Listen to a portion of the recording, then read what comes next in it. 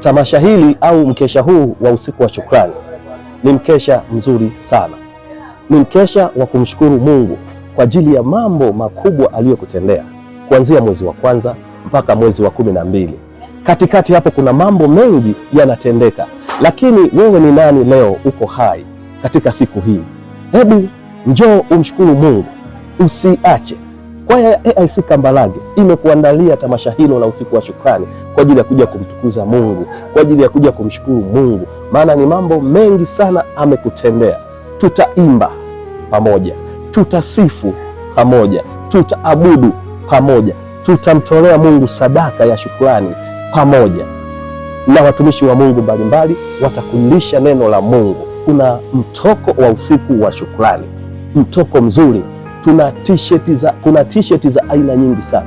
Kuna t-shirt ya shingo mikono mifupi, kuna t-shirt kama hii niliyovaa mimi nikapendeza, kuna t-shirt ya kola, lakini pia kuna t-shirt kwa ajili ya watoto, na tuna kofia pia.